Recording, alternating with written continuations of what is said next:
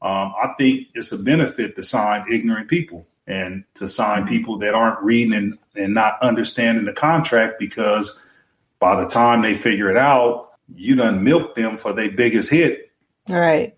And you can just move on to the next fool. So it's a little bit challenging where if it's one of these situations where if you're too smart, you know too much, and people can't take advantage of you, you know, if they got to choose between a person that's just as talented, but he's ignorant and he don't care about the paperwork of the business, they can make more money off of that person. The other person that's more knowledgeable, they get labeled as a headache. They're too smart. They're difficult to deal with. They're difficult to deal with because they're asking you all these questions, like account for my money and when did you spend this? And they don't want to deal with that. You're listening to the Black to Business Podcast, an educational podcast providing Black entrepreneurs with the tools and resources to start and grow their businesses. We chat with vetted Black entrepreneurs, thought leaders, and business owners as they provide tips and resources to help take your business to the next level. I'm your host, Minnie T. Marshall.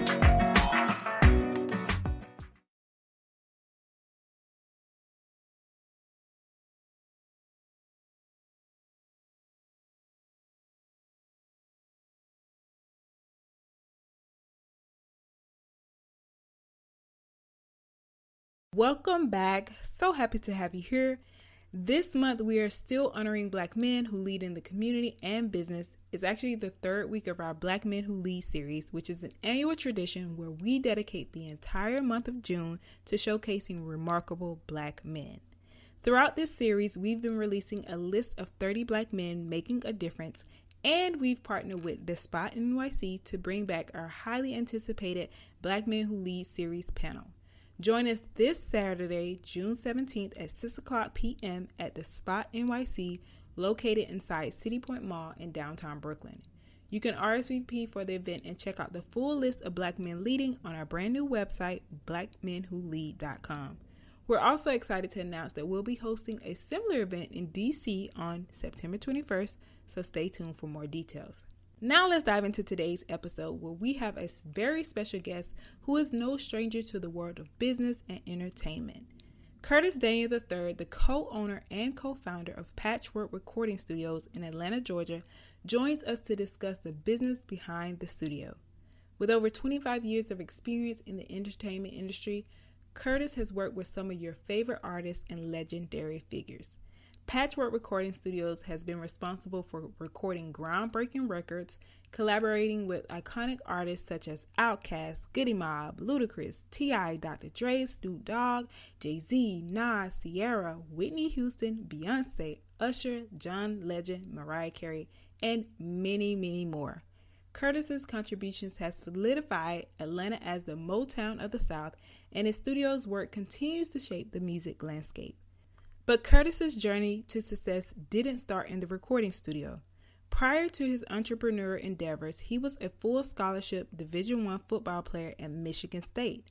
Now he is a respected industry veteran, a devoted husband, and a proud father. Known for his extensive connections and genuine kindness, Curtis has become a prominent figure in Atlanta's entertainment scene.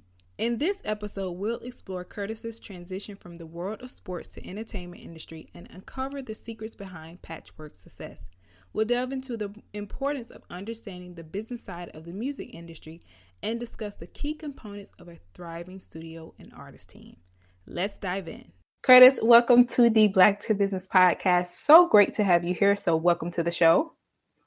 Thank you for having me. I'm honored that you guys think enough for me to have me as a guest. Of course. We always have to highlight people like you who are doing amazing things. And so, easy choice. Before we dive into today's conversation and all the work that you're doing, I want to talk about a little bit so my listeners can get familiar with you, who you are, what is it that you do in your business, and kind of how you got where you are today.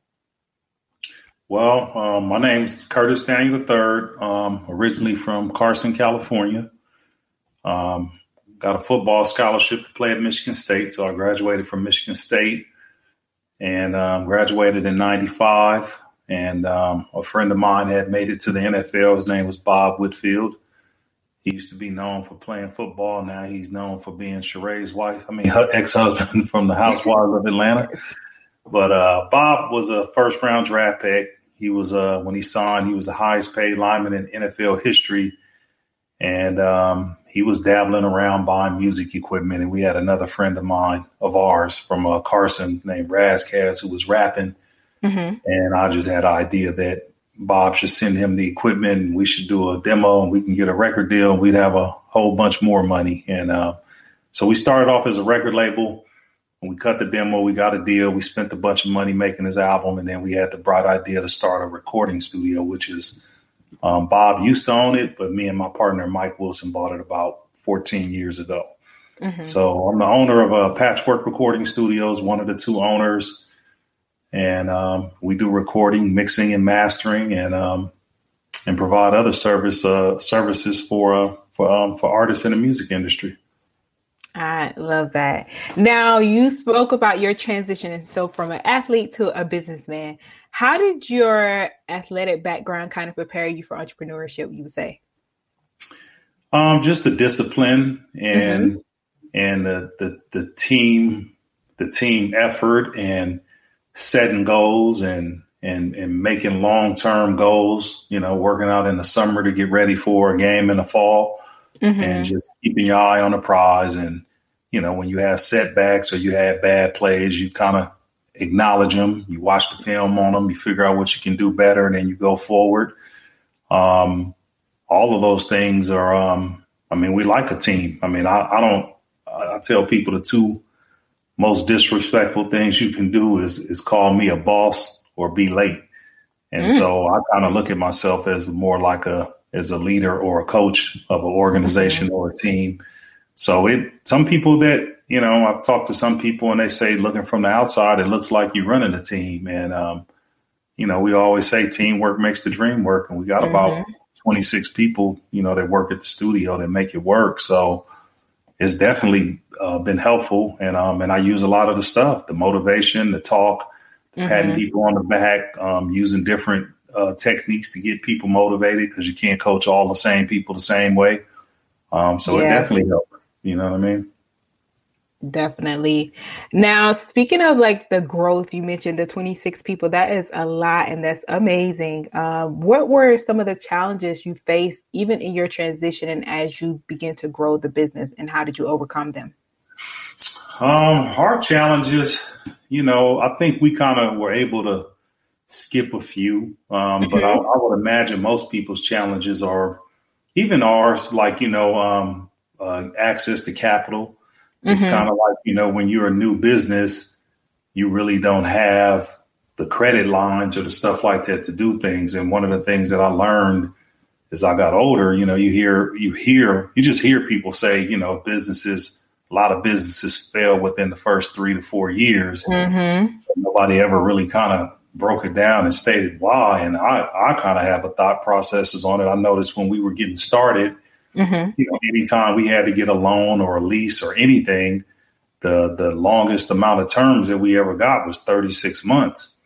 And, when you're a new business, you get higher interest rates, less favorable terms, and you only get 36 months. And so when you're working in those first 3 years or 36 months, your business may be doing business, but all the money you're making is really servicing the debt. And it's kind of like until you get from underneath all that debt and all that stuff to start up your business, you can't really even make a profit. So I can see where some of the challenges, we had the same challenges, but Bob was able to bail us out. Where if you're a new business, before you can become profitable, you got to service all of that debt. And like I said, just having access to capital was a very big challenge for us. For anybody that's starting a new multi-million-dollar business, it's hard. So would you say, with that being said, have that capital up front, or for someone who doesn't necessarily have it or someone to bail them out, like how should they even start, or wait a while before, or what would you say? No, really, like, I think people have the misconception that when you set a business up that is separate from your personal stuff, and that's the furthest thing from the truth. And so really, before you can start working on your business or your dream, you kind of got to work on your own personal credit. Because if, like I said, if you're starting off a new business, we've been in business 28 years and we still, our business inevitably rolls down to us two owners and it shows up on our personal taxes. And, we could you could jeopardize a loan with your personal credit if your personal credit goes bad, and then it can mess up your business credit. So for us, every year we have to turn in personal financial statements to the bank, and they looking for the first sign that something is going wrong, so they can, if they have to, call in their loan. So I would just tell people that your business is going to be built on top of you personally. So personally, you got to get your credit score and your finances and stuff in place, so that if ultimately you're behind the business, and if you go on to try to get money or get a loan or do a lease, the business doesn't have the history of the year, so it's going to go back to you. And if you look good favorably, like you're responsible, then they'll back your business. So the first thing I tell people, is you got to work on yourself personally. But it seems like there's so many people that just believe the hype that if they start the business, that the business can have its own credit and it'll be separate from you. And that's the furthest thing from the truth. Mm-hmm. Well, I'm glad you laid that out for my audience, because that is so key.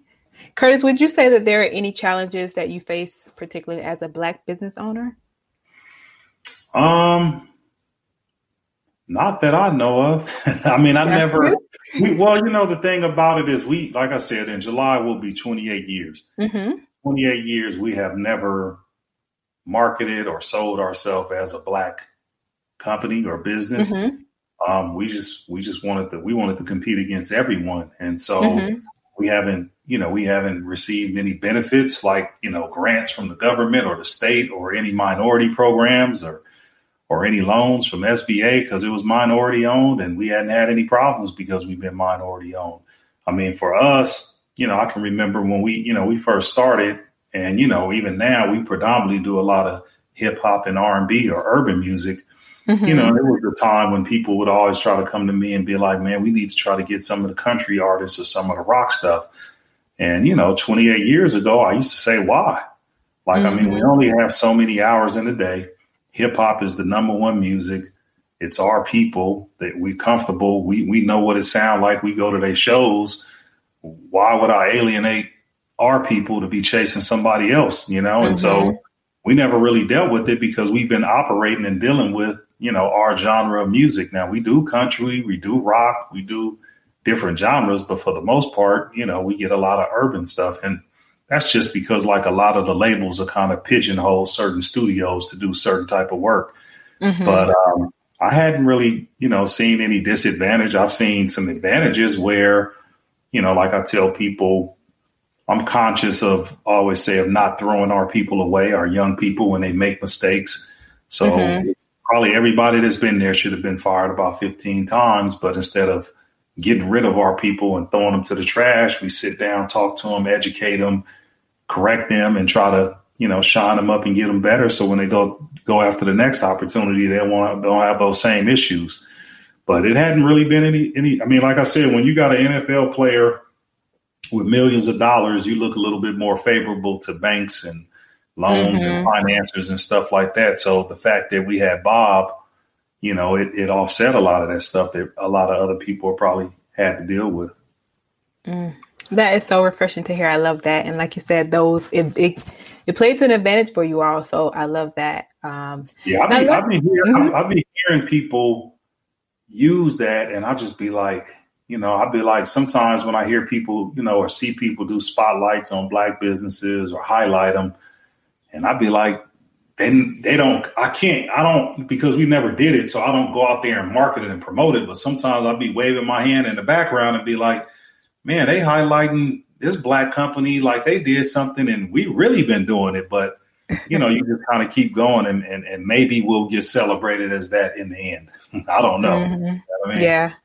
Yeah. Are you saying like those publications that highlight the same people, or is it period. I can look around and it may be a post be like, congratulations, this lady opened the first Black owned bank, or congratulations, this young dude got his own Chick-fil-A, or you just see different publications, and I don't feel like I think people just always assume that we just been there and we're going to continue to be there. But I see that stuff. Like, we don't get any rewards or awards or recognition. Like, like we're a Black business. They just think that we just like I don't know what people think, man, but I'll be looking at that stuff and I'll be like, man, we've been doing that. You know what I mean? I'm like, this person's getting highlighted for their business and this, and, we don't get that stuff. So from the city, from the state, all these people got proclamations and different things, but we be so busy working that we don't have time to always go out and campaign and pound our chest. And I just tell people we'll add the score up at the end. You know what I mean? When it's all said and done, we'll add it up and see where we stand. So let's take a step back and talk about understanding the business side of the entertainment industry, because, of course, this episode is about the business behind the studio, because I think this is something that a lot of people don't talk about. So can you share why understanding the business side of the entertainment industry is crucial and why it's often not focused on enough? Well, it's focused on. It may not be focused on by us or the talent. Like it should be, but it's crucial because, that's how you make a living and that's how you get paid. And that's how people bill you and charge stuff against your account if you don't understand the business of it and how it works. And, I think honestly, I think the ignorance causes a lot of problem when people don't have an understanding. So you'll have people arguing with you, being disrespectful just because they don't understand something. And so it's a little bit challenging. For me, it seems like, at one point it seemed like it was getting worse. Like, it seemed like before, when it was people getting into the music industry, it was just people that was really passionate about it. They loved it. They cared about it and they were doing it. Maybe it wasn't a whole bunch of money being made, but when it became making a lot of money, then a whole bunch of people just start jumping into it. And it didn't seem like that they studied it first. They just really believe that, hey, I can do a record, put it up, and it's going to do this. And people don't understand how you're getting paid or where your money comes from and what your value is as an artist or as a company. But I think understanding all of that stuff is the stuff that keeps you around, because if you can't financially keep yourself afloat, then, you won't be able to do it. But I think it's different areas where there requires different understanding. And, as I sit around and I look at the people in the music industry, I see a lot of artists and producers come in and go out and be hot and be cold. But on the admin side, which is, who we deal with at the labels, the people issuing purchase orders, the people cutting checks, the people approving sessions, man, it's the same 3 or 4, 5 or 6, people that been there the whole 25 years. That's behind the business of it. And so for me, I think it's important because I tell people, when I go out, I think I was speaking at a music school in Michigan one time, and they were in between the 3rd and 11th grade. And I asked the kids to name a job in the music industry besides being an artist or a producer. And the people couldn't do it. And I was like, it's so many jobs and opportunities, just like in sports. We think all we can do is be the athlete, but it's other people in other races that are officials, they scorekeepers, they announcers, they statisticians. Man, they be at the game and be involved with the organization for 35 years. Right. And the talent comes and goes. So the same thing on the stage. I see artists come and go. I see the admin people stay there for 30 years with all their benefits. They can still go to all the concerts, go to the shows, do everything that they want to do. And, it's just a trip. So I'll just be trying to, whenever we do stuff at the studio, I'm consciously trying to highlight and teach people these other job titles and things that they do besides being on the stage. And I think it's super important. I have no music talent. I don't produce. I don't write. I don't rap. I don't engineer. I'm never in the studio. And I've been in the music industry for 28 years. You know what I mean? Yeah. And one of the things I also love about the work that you're doing is you are building things that also educate people. And I definitely want to ask you, how do you believe that the entertainment industry falls short in kind of educating artists and entrepreneurs on the actual business side of the industry, not knowing these key people that they might need to have in place? I mean, you can blame people, but I just tell people, if you think about it, none of our older artists lost their talent. I mean, whether it be Anita Baker, whether it be New Edition, Keith Sweat, any LL Cool J, none of those artists, Snoop and them, none of them have lost their talent per se. The thing that they got is they got too much information and they know too much. And it's almost like if you know too much, the labels don't want to sign you, or it's not as financially beneficial. So if you get a young Snoop Dogg that comes out, the record label on the first album is going to say, hey, you're going to record here.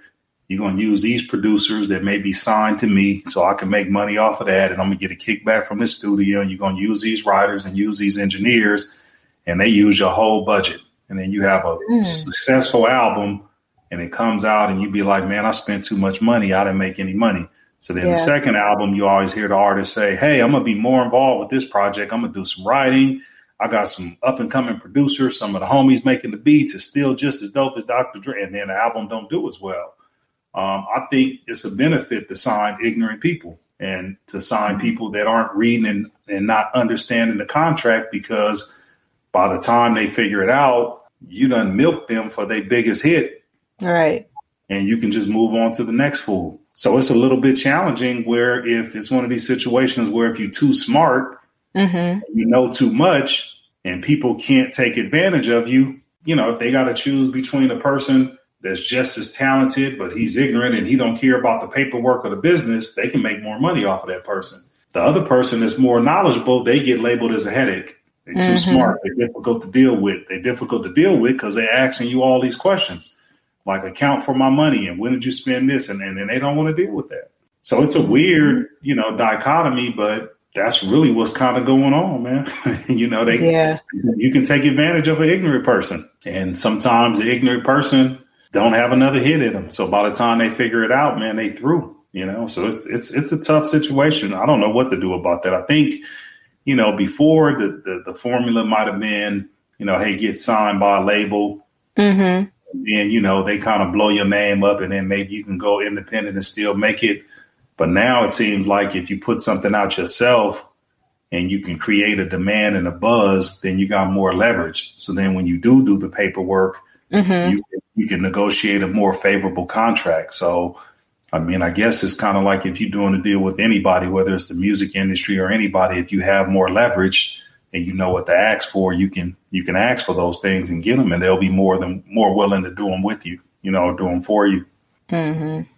And who would you say are some key, I think for the artist level or in general, like who are some key people that one should have on their team? Because I think also in this time we're in, it's just, I don't know the business behind the scenes of the studio and the entertainment industry, but it is a lot of fast popularity, fast being famous.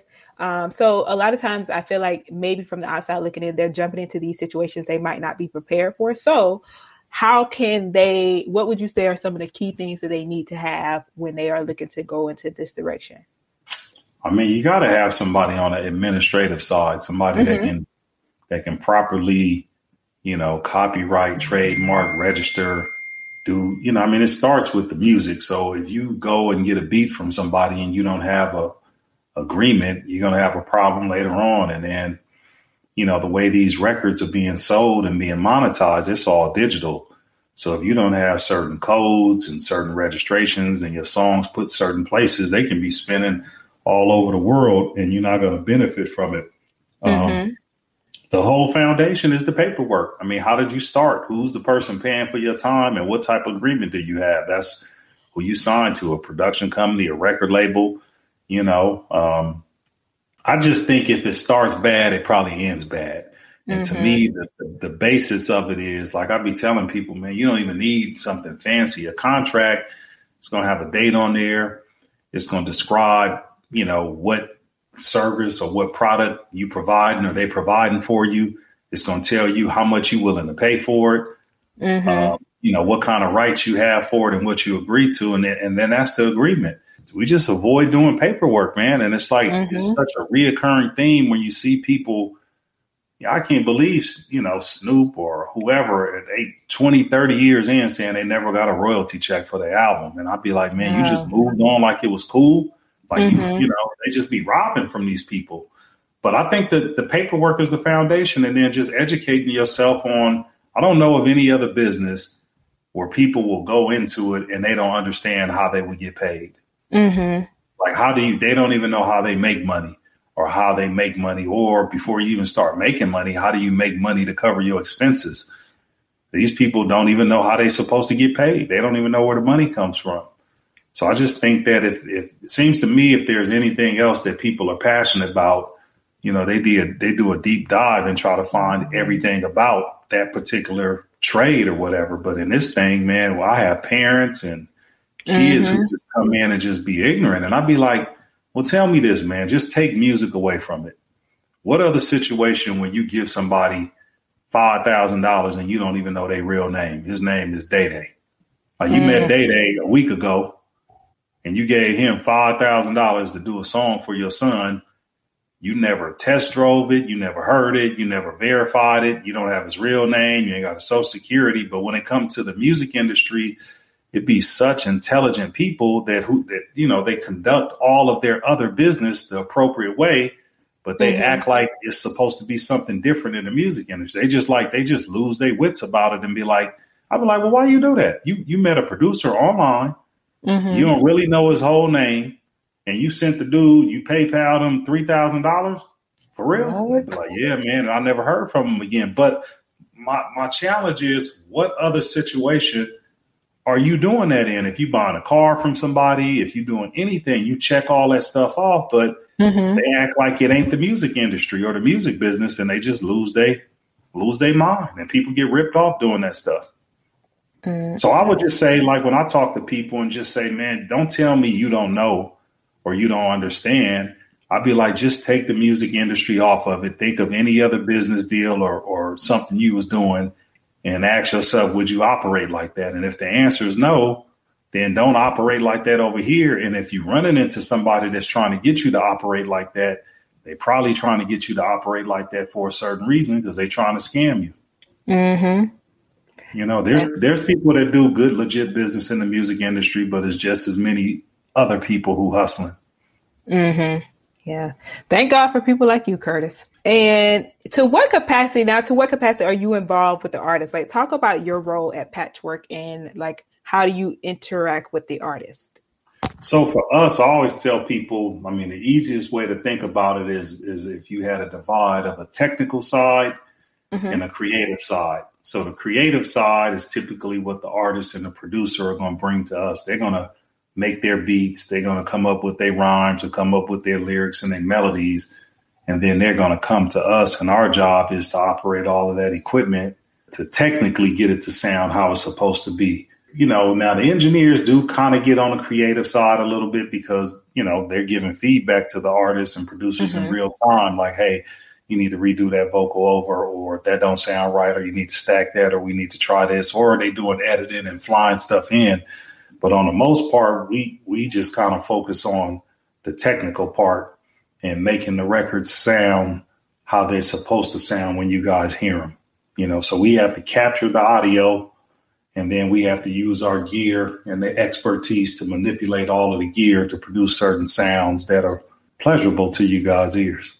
So we typically, like in the office, I'm usually dealing with either managers. Usually we'll get a call from a manager or something that'll say, hey, Gucci Man want to get in the studio on Thursday, Friday, and Saturday from 12 to 12.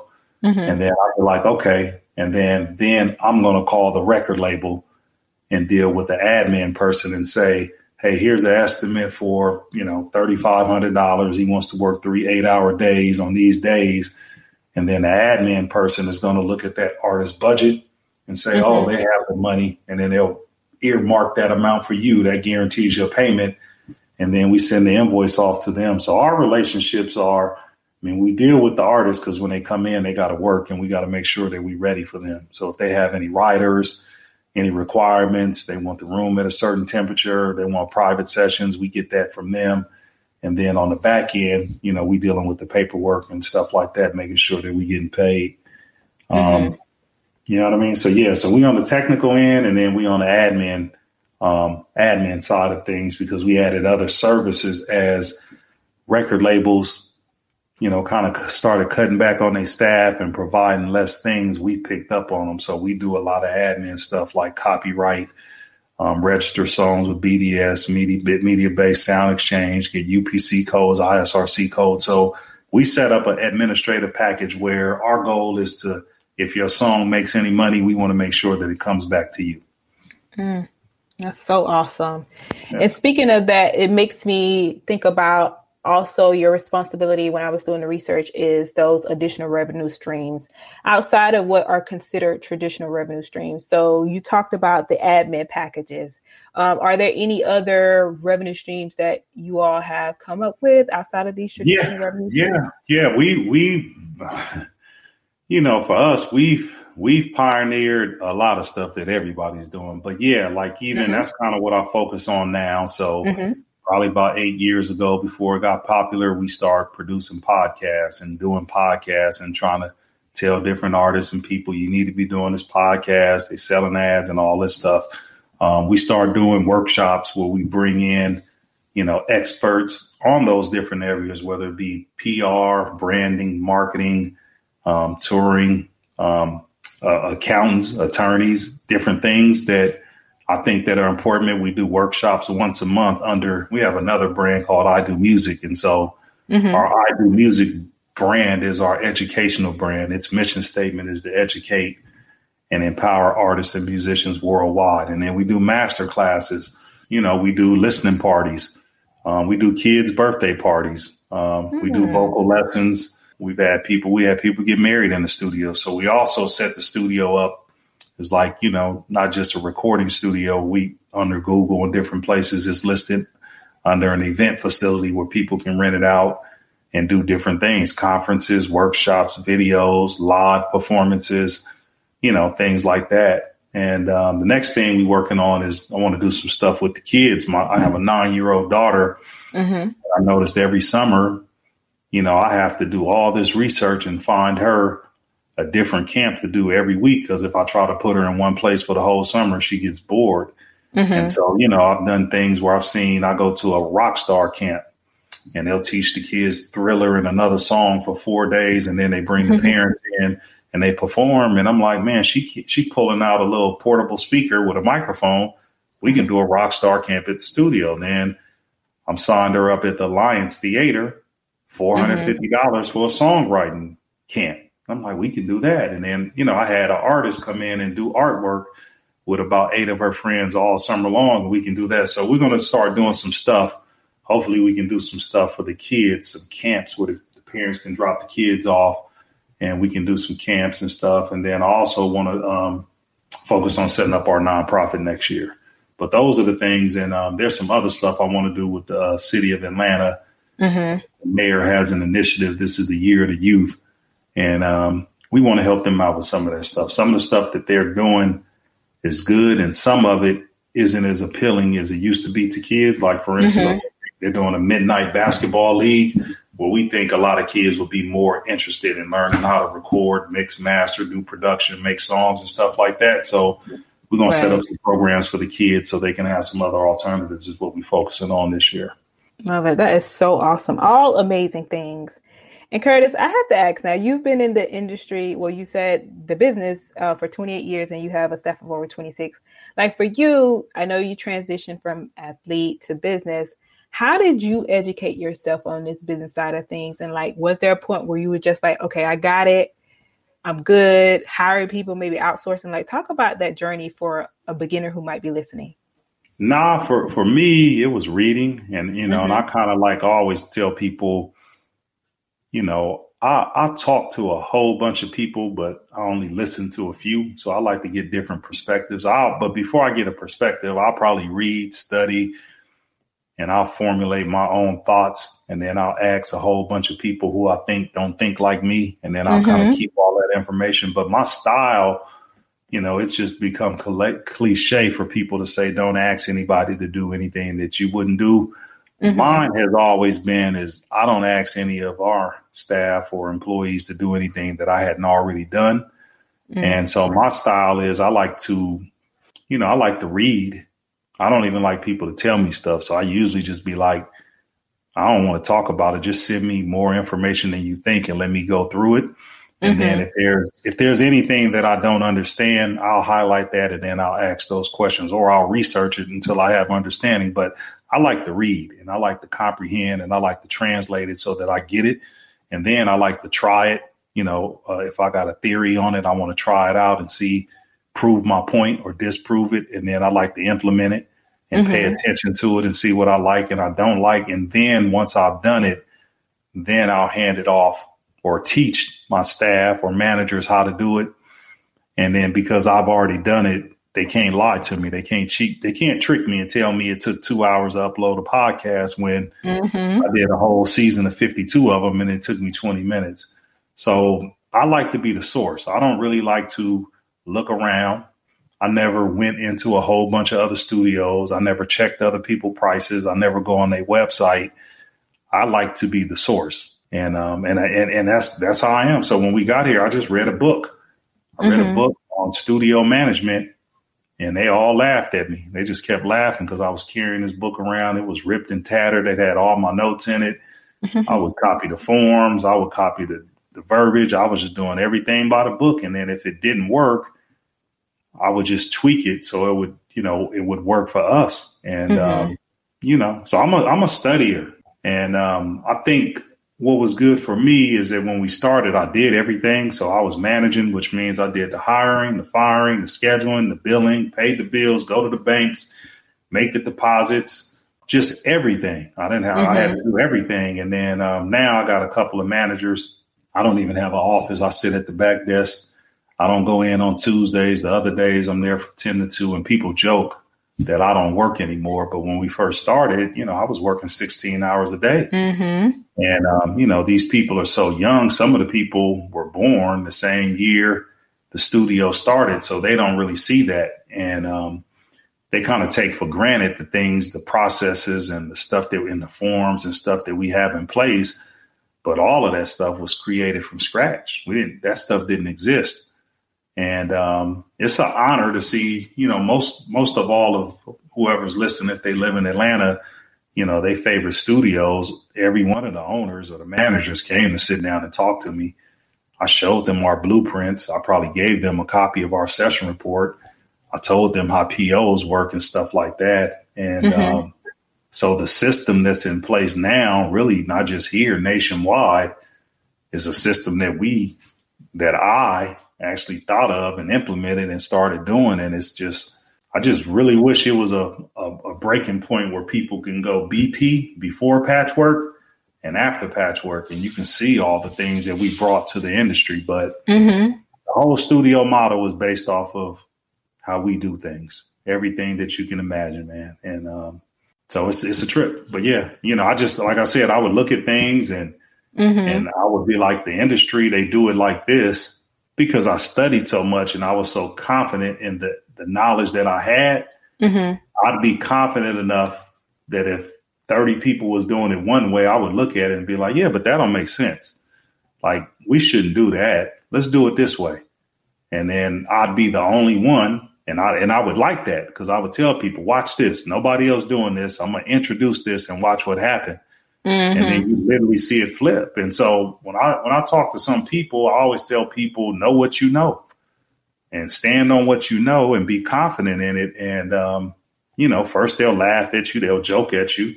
Then they'll call you and wonder why you did it. Then they're going to ask you how you did it. And then they're going to want to copy it. So, I'm comfortable being in that space. Like if I read something and it wasn't nobody told me and I did my homework, man, you're not going to be able to convince me what I know. I know what I know. And, that's played a big part in what we're doing. We brought the industry to us instead of, molding and doing what they wanted to do and doing it how they wanted to do it. We changed all that. Love it. So many gems. I like to be the source of what you say. You are the source. And then I like to, I felt that. I talked to a lot of people, but I only listened to a few. Got to put that one down, quote. So you kind of touched on it earlier, but I want to dive into some of the artists that you all have worked with. Like I recently seen one of my favorite artists, Vito, at the studio. So I was so hyped to see that. So let me ask you. So what did you see him doing? He was singing with the whole background. Right. So that's something new. That's one of the non-traditional things where, he came in, we set him up in our live room. He had his band there and they were there for about 12 hours and they did about 6 songs that he cut up and they came out over time. But studios didn't used to do that stuff like that. Like, we literally was like, we've done one with Monica before. We've done videos for Jeezy. But yeah, Vito's cool. We might not have, I don't even know if we did a lot of his recording, but when it came time to do his live performance, we were blessed that he chose us to do it, and it put a spotlight because you can see the logo in the background. Definitely. And I follow him, and even people are like, "Oh, I didn't even know who he was." They were like, "You're his number one fan." But I saw that before I found you all, and I'm like, "That looks amazing." And then when I was doing my research, I was like, "Oh, Patchwerk." So you all are like doing a thing. Even if everything you said, it makes sense. But yeah, like you mentioned, Jeezy, Monica. Can you talk about some of the other artists that you work with and how those kind of like came about? Like why they chose Patchwerk? Well, it's kind of like it. I always got to remember because they'd be like, man, we need to order new plaques because it's looking like a museum. Because some of these people that come in there, they don't know who Outkast is or Slick Rick or whatever. But, our foundation is our first clients were Organized Noise and Outkast. And then we went to Goody Mob and Society of Soul, PA, TLC and all of that stuff. But we were able, there weren't a lot of, when we started studios, people couldn't just go in them. When we started, Jermaine had a studio, but in order to work in Jermaine's studio, you had to be signed to So Def. If you wanted to work in Dallas's studio, which was called DARP, you had to be signed to Rowdy Records. LA NIM had a studio people don't know, it's called La Coco out in Alpharetta. But if you want to work in La Coco, guess what? You had to be signed to LaFace. And then Bobby Brown had a studio, which is now Stankonia. And you wasn't going to be signed to Bobby Brown, but if you didn't know him, you couldn't get in the studio. And so we came in and introduced, and then the other studios was rock studios. And they, quite frankly, weren't comfortable with our people coming in there with 20, 30 people, probably smoking and blowing out their speakers. And so here we come, two black dudes, 20, 22, 23 years old, 23 and 24. And, we understand the culture. We listen to your music. We're going to show up at your shows. So we created an atmosphere that people were comfortable in. And we were a 100% commercial studio, meaning that our studio didn't belong to an artist or a producer or wasn't financed by a record label. So people in Atlanta felt like it was Atlanta's studio and everybody could work there. And then if you're an artist like Cash Money and you're coming to Atlanta, you don't want to be up in Bobby Brown's studio. You don't want to be in Jermaine's studio. You need a studio that you can come in and set up camp and make it your own for that week that you're here. So we just start getting all these people from out of town that when they came from out of town, they booked our studio. And so I always say, we belong to the city and we're everyone's, studio. And that's really cool. You know what I mean? So Outkast, and then up to Ludacris and then Jeezy and then Monica and then Escape and then Beyonce and Alicia Keys, Mariah Carey. Who else? Travis Scott, Kendrick Lamar, Gucci, Waka, Young Bloods, the newer people, whoever they are, Lil Baby, Lotto, the girl, Gorilla, or what's her name? Glorilla. All of that stuff, man. We work. We get an opportunity to work on all that stuff. It's amazing. It's a lot of stuff that I don't even know we'd be doing because a lot of these artists like to work at night. They work from 6 to 2. Like I was looking on the schedule. I think ATL Jacob and I forgot the artist. They came in at 12 a.m. And they worked till 6 in the morning. We got other sessions from 4 p.m. to 4 a.m. with Zaytoven and Drummer Boy. And so these sessions take place overnight. And a lot of times I don't even know, all of the stuff that we work on. If people are interested, though, we do have a Spotify playlist. And because we did, I think we probably had about 200 records when they did the Gucci and Jeezy verses. We made a playlist with all the songs that was done at the studio. And then we usually put out a playlist every few months called Show the Work. And we'll put songs on there that were done at the studio. Curtis, which team are you, Gucci or Jeezy? I like them both. I probably I listen more to, to Jeezy's albums. Okay. because my favorite artist is Tupac, and Mm-hmm. he more like that. Yeah. But I'm probably closer to Gucci, because so the music, I listen more to Jeezy's albums, Mm-hmm. and then Gucci, I'm probably closer to him, but I'm cool with them both. You speaking of that, so other outside stuff. Jeezy just did a concert at the Atlanta Symphony Orchestra with the live band, Mm-hmm. and I ended up calling him and his manager about 2 weeks before they did it, and I said, "Do not let that performance die in that orchestra." And they was like, "What do you mean?" I said, "Man, we got to record that." And he was like, "They're gonna record it there." I said, "Nah, they ain't gonna record it there. They just want it to sound good. We need to come in there with our engineers and capture that so that we can mix it and put it on vinyl and put it out later." And so we ended up doing that. They hired our engineers.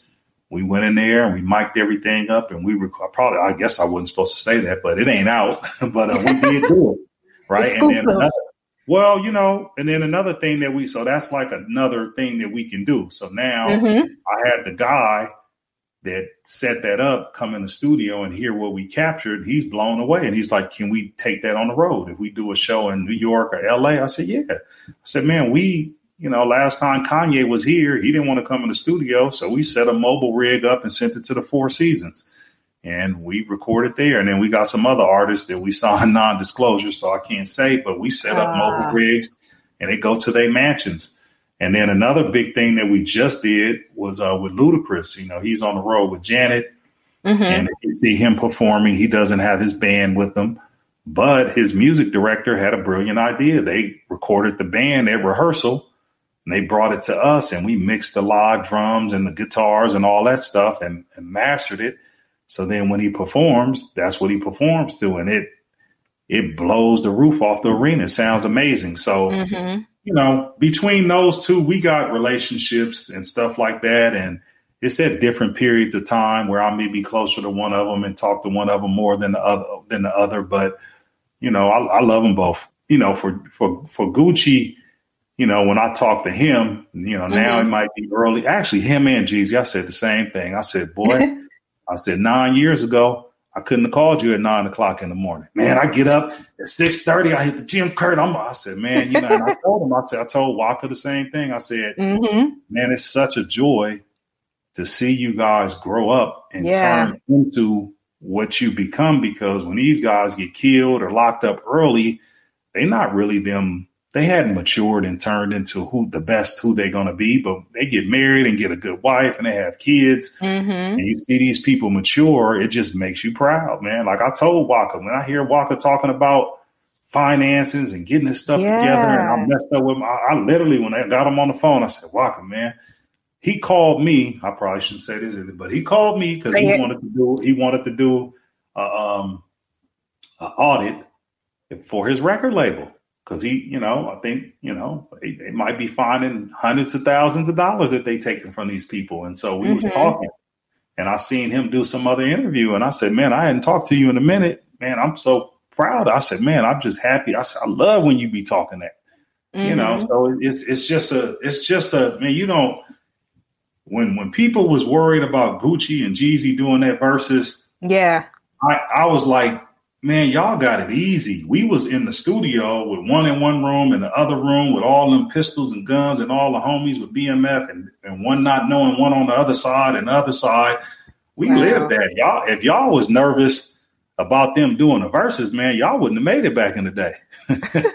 So it's like a humbling experience too. Even when I went to the Ludacris concert, I seen Lil Fate, and I probably hadn't seen Fate in about 19 years. I was getting on the elevator and I ran into him, and it's like, you sit up there and you hear that song "Move." We did that. You remember when we did that song, when we recorded it and mixed it, and you remember Ludacris coming to the studio, paying out his pocket and his Acura and shocking them, and then you see these people on stage with Janet. Man, it makes you emotional. You know what I mean? Just to see these people grow up. So that's why I hate when some of these artists get off course when they're young. They don't get an opportunity to mature and turn into themselves. They can really contribute to us if they can make it. And it's so true to see their growth, because I'm a huge Jeezy fan, and I was nervous watching their verses. So, but yeah, I'm like, people, I see someone tweet, like, I've made a lot of money to Jeezy. I'm like, I listen to Jeezy about every day.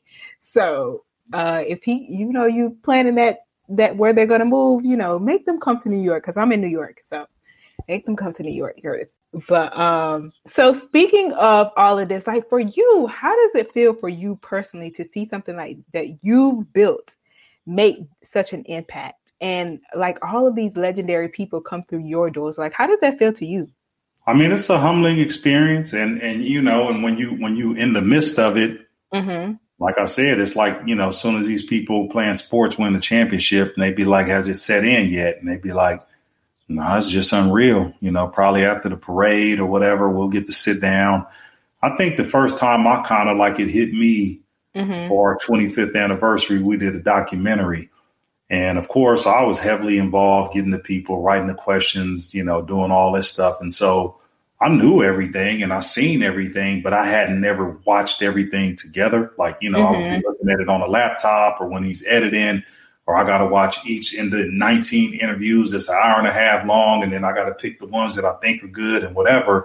But I was speaking at a conference in my school at Michigan State, and we had an 8-minute sizzle reel. And so they played that on some 80-inch screen TVs with subwoofers. We was in a meeting room for the football team. And I sat there and I was just watching it. And when it went off, they had to kind of get me to move up because people was clapping. And I was sitting there and I was like, damn, we actually did. I literally said to myself, damn, it looked like we did something. We actually did something. And it was like, I don't know if I got a daughter. It's just emotional when you sit there. And for me to watch our documentary, like I have to be in the mood. It kind of takes me to a place where it reminds you of all the reasons why you should have failed. It reminds you of all the obstacles that you had to go through. It reminds you of all the times that you're lucky that you're still here. And so we still in the midst of it. And, I got to look back on, I really wanted to do that 25 years because I was like, man, we done did so much that it's hard to go back and look at it, but it's only going to get harder if I wait to 30 or 35 years or whatever. And so, when you ask a question, or when the videographer asks the people on there, what was it like in Atlanta before Patchwerk was here? Or what was the impact of Patchwerk? Or tell us a story about Curtis. And you hear these people tell these stories. It's the first time you're hearing them, even though I've been knowing these people for 20 years, to really say what they feel about me in the studio and what it meant to the city and the state and hip hop. It's honorable. You know what I mean? So, that's how I feel. I just be like, man, I can't believe we did it. And then, I think one time we were in Jamaica and we was in the club and they might have played 10 songs. And out of those 10 songs, we worked on 8 of them. Wow. And I was like, man, this stuff done went around the world, man. It done went around the world, from 2 dudes that went to kindergarten, elementary, junior high, and high school together. Both got college football scholarships, came back together, another homie from the neighborhood. And this music, that was recorded or mixed or mastered at our facility has gone around the world and changed these people's lives.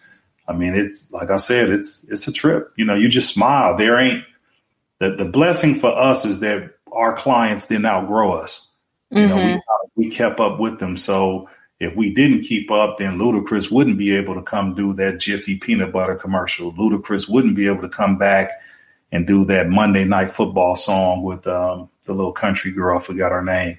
He wouldn't be able to come back to do his ADR reads to Fast and Furious.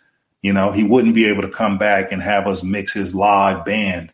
You know what I mean? If we didn't grow, we couldn't go out and do that Jeezy concert. If we had just remained that small studio in that house, we would have started with all these people, but all these people would have outgrew us. We wouldn't have been able to do. We had one of our former employees, and Clay Evans, passed recently, and and Tip and Jason and BJ and them was like, we got to throw the candlelight vigil at the studio because this is where all this stuff started. This is where they met Clay. This is where Jason met Tip. They brought Toomp, and all of this stuff started there. And so, it's things that are popping up as you approach 30 years that you just didn't think about, but we played a part in, and it's very humbling.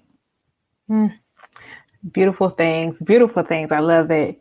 And Curtis, you mentioned the fact that, all of these things are taking place at the studio, and I can imagine how you feel.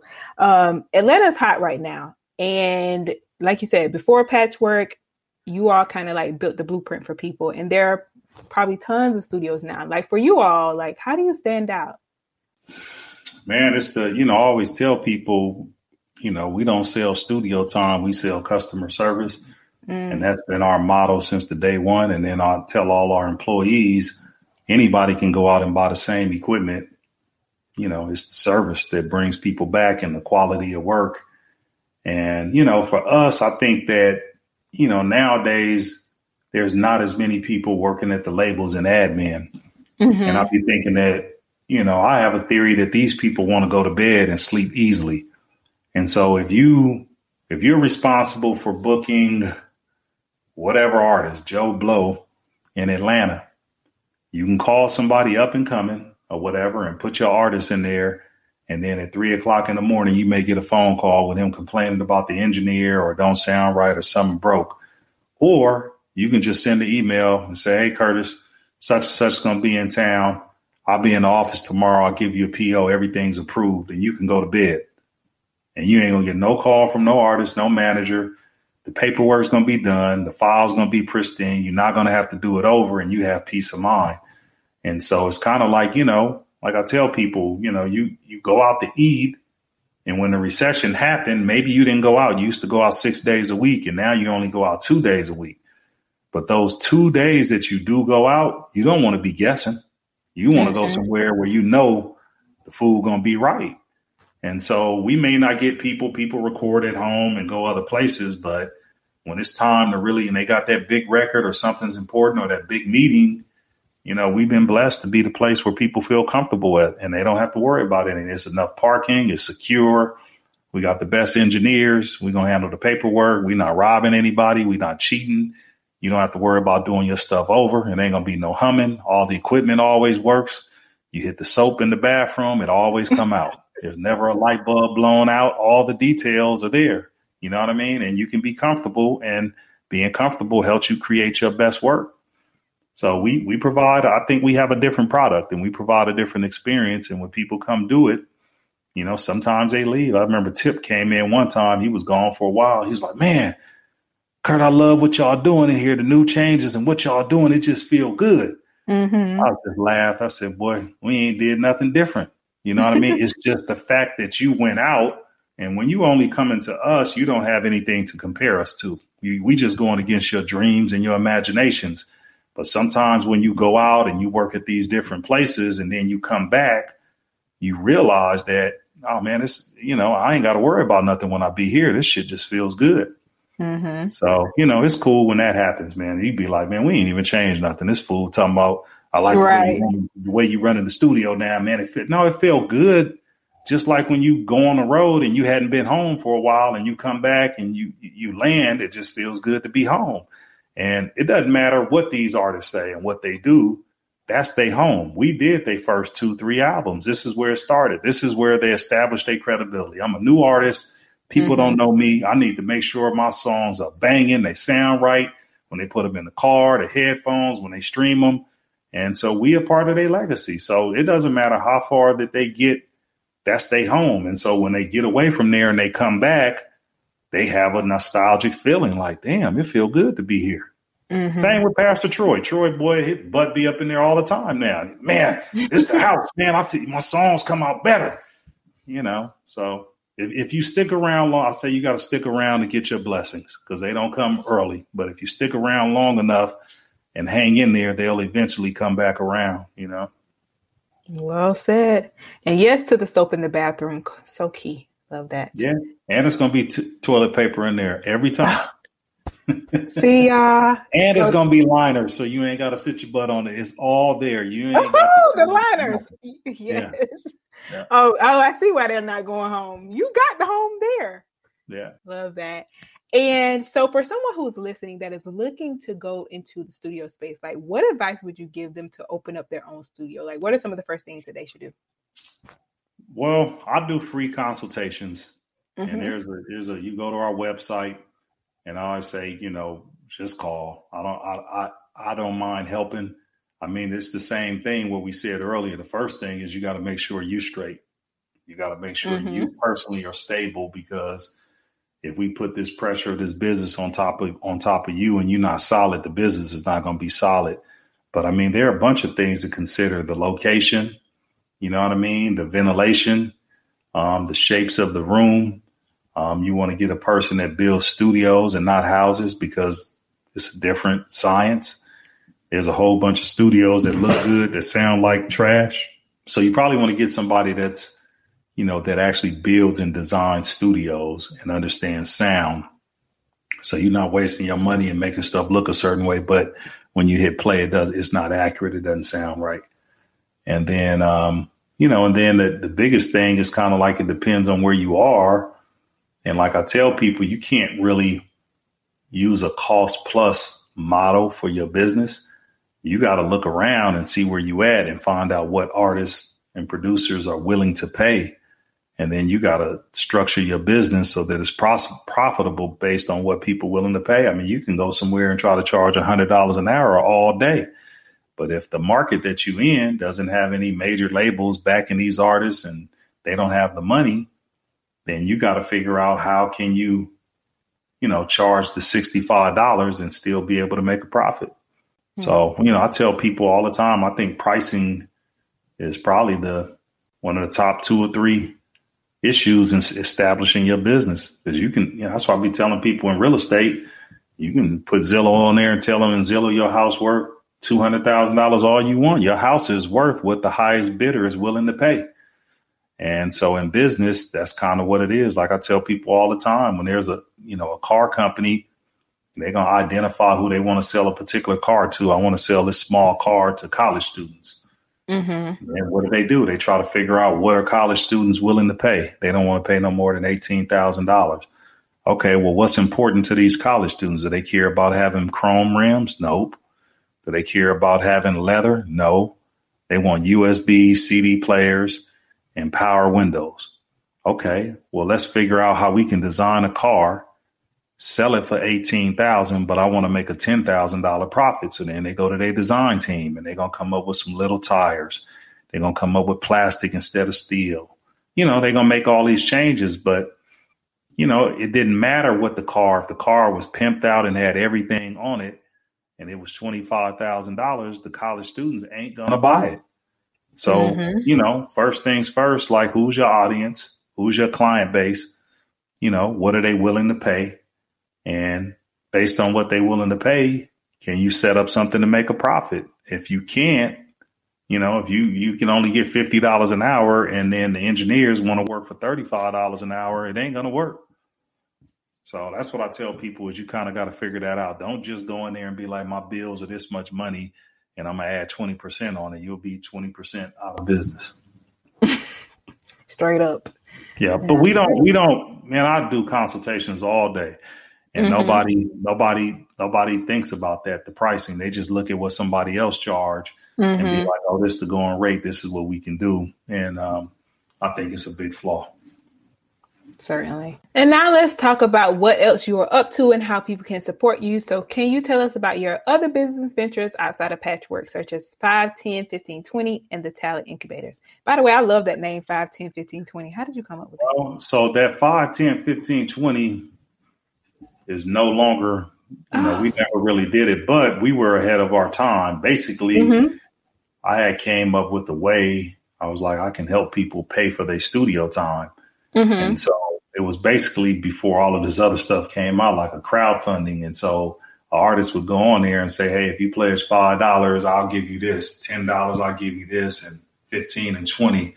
And so we was building a model online where they can send it out to their fans and then fund a single, fund the album or whatever. So that's what we were doing at that. The Talent Incubators, I never got that off. I mean, I did a focus group with a bunch of people, and one of the people, I think he borrowed my idea, and they doing a good job with it. But the talent incubators was, like me getting a group of us as the studio being the incubators, and we bringing in a bunch of writers and producers, and we allowing them to use the studio to create music. And then we kind of hold in the bill until we sell or place the song. And then we will recoup on that and participate in the royalties on it. And so we hadn't done that. The only other thing outside of there, is that we do is kind of like our, me personally, I think I got 3 rental properties Okay.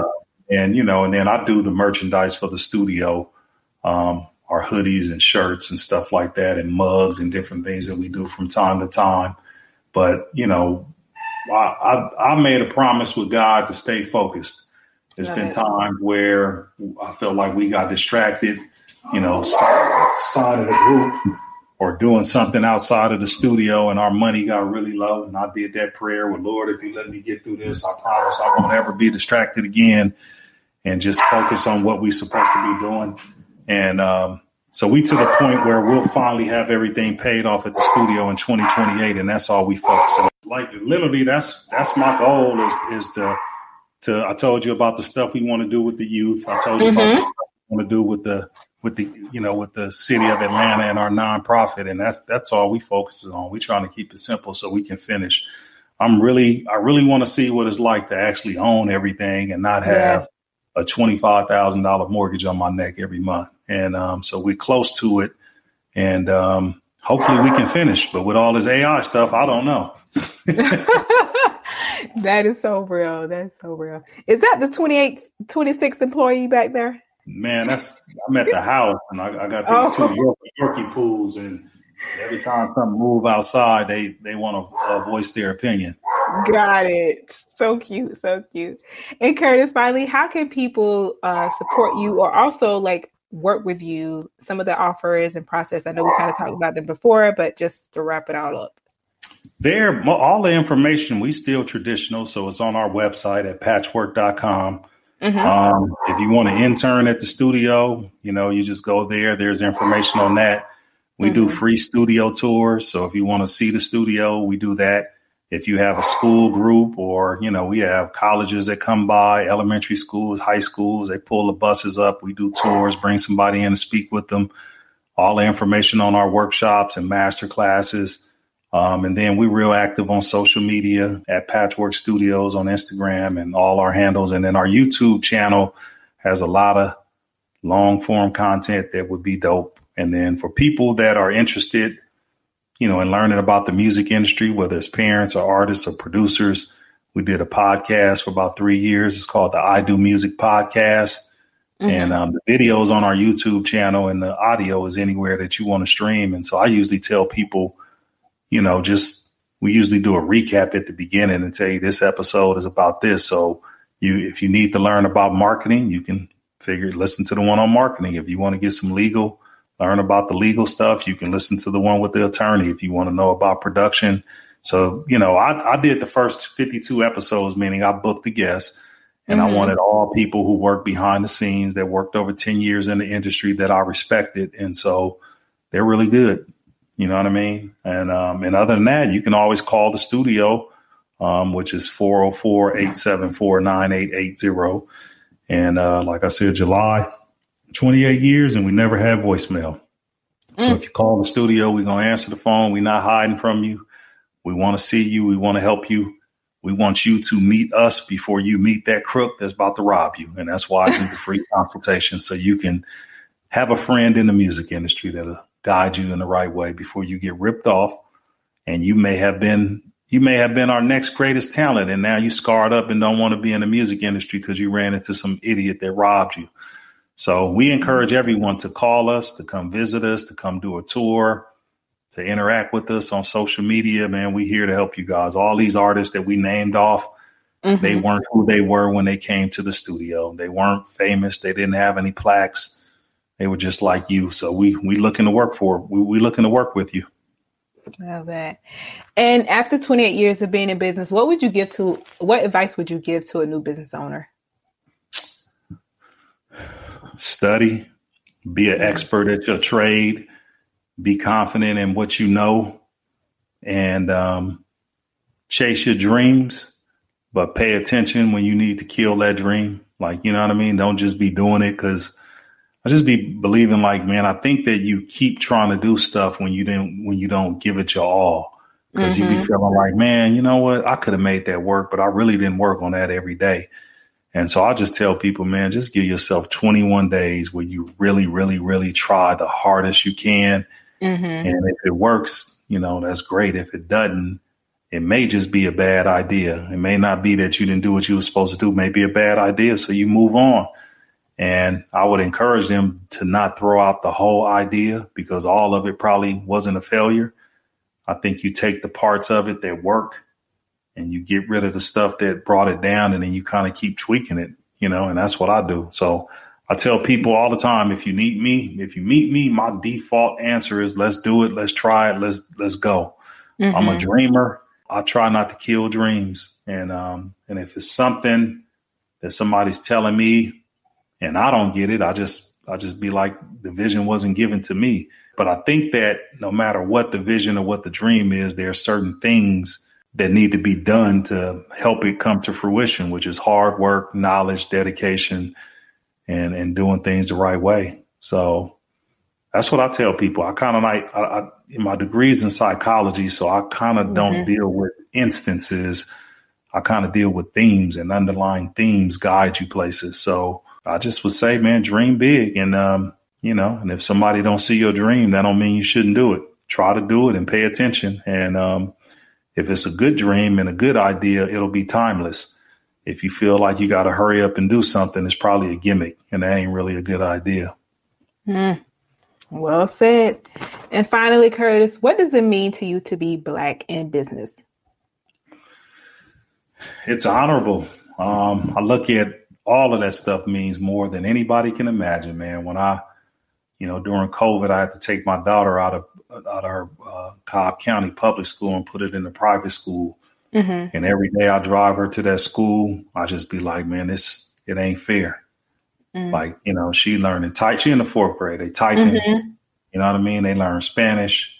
They got laptops to take home. They got whiteboards. They got fishing. They got state. They go all the way from kindergarten to 12. They got everything on that campus. They got an SSL in their studio just like we do. And so I look at stuff and I just be like, man, if you could be an Olympic speed sprinter, and if the person next to you get a half a second start, it ain't no way you're going to catch them. And so I look at our people and I just be like, man, these other people been going to college for 100 years. They daddy been owning a business for 40 years. You know what I mean? They done had houses and boats and stuff for 30, 40 years. And I just be thinking like, I don't know how I got to cut the line, but we ain't cut it. But it means a lot to me. And I'm the one that's hiring your sisters, your cousins, your nieces, and your nephews. I'm the one that's giving them opportunities to intern, and I don't take it lightly. So that's why I was telling you earlier, I'm conscious about throwing our people away. Like it weighs heavy on me. And then to do all of this other stuff is, I'm not going to say it's my guilty conscience, but it's my give back. Like, I'm like, we so blessed. We've been doing so much that we have to do these workshops. We have to do these podcasts. We have to do these master classes. We got to do free studio tours. We got to go out and speak to schools when they ask us. We got to do something about these youth and the mayor, because if I don't do it, who gonna do it? So my thing is, while we never promote it or use it to get business as a Black business, I'm conscious of it every day, man. I'm hiring. I'm like, y'all going over there, taking your money over there. But the money you spend here is staying in the community. I'm going to your concert and I'm not asking for a free ticket. I'm buying your CD when it was out. I'm streaming your stuff. I'm supporting you. I'm buying your hoodie. I'm buying your bikes and all that stuff. A lot of this stuff, I never say anything because I just want it to be about the business, but I'm conscious of it. Yeah. So to be a Black business owner is crucial because I know what I can do. I can give people opportunity, and our people don't always get opportunity. And I can vouch for people because people respect me. So if I call somebody and say, hey, My homeboy got a daughter. They go to Howard. You need to hire her. They're going to hire her. Mm-hmm. So I understand, I understand my place here in Atlanta where I'm one of the few people that can bring everybody together because a lot of these people are clicked out or they on certain sides and stuff. And I understand that we one of the safe spaces where everybody feels comfortable and they'll come if we try to bring everybody together. I understand that people respect the studio and the way I've handled business for 28 years. So I don't take it lightly. You know what I mean? And I think it's a big deal. And, sometimes I think that, we get trapped with the same 2 or 3 people, and they have the same conversations. And I'll be sitting here looking at people and be like, I know what y'all trying to do, but y'all talking to the wrong fools. Right. And so people try to encourage me to sit on committees with the city. And then like this particular time, I looked who was on the committee and I said, I'm not sitting on that committee with them people. And they tell me I need to do that stuff because, my voice is important. But sometimes I feel like, it's a bunch of people playing in a sandbox and they having fun. Mm-hmm. And if you put me in the sandbox, they ain't not going to have no fun no more. And I kind of want to just guide on through 2028 without ruffling any feathers and making people mad. But every once in a while I'm over here minding my business, somebody calls me and asks me to come play in the playground. And when I do, the king of the playground ain't the king of the playground no more. And so I just kind of respect that, man. But I don't take it lightly. Believe me, you have no idea. I'm serious about that. Mm-hmm. I love that. You have so many analogies. I'm like, that was so deep. And I felt everything that you were saying. And I'm pretty sure people who are listening did as well. So it's such an honor to have this conversation with you today. It has been amazing. And I thank you so much for the work that you are doing, the impact that you're making on our community as well as nationwide. And I thank you for taking the time to be on the Black to Business podcast, Curtis. Thank you and appreciate you putting solid content out there. I love doing these interviews. I don't, our staff was trying to put together something to pitch, to have me do stuff. And I said, man, I don't really like to do interviews where I'm soliciting. And I'd be like, if it's smart people out here and they look around, they'll pick up on it and then they'll ask us. And I was like, it'll be better. And so I appreciate you guys. I said it in the beginning. Thank you for thinking enough of us, our business, and me to even have us as a guest on your show. We appreciate it. And if you ever come to Atlanta and you want to do a live event, just call us. We'll do that too. Okay. I'll take you up on that because I'm from Georgia. So y'all heard it. We heard it. But we heard it. Thank you again, Curtis. I'm not saying this is my favorite episode, but it's definitely top 5.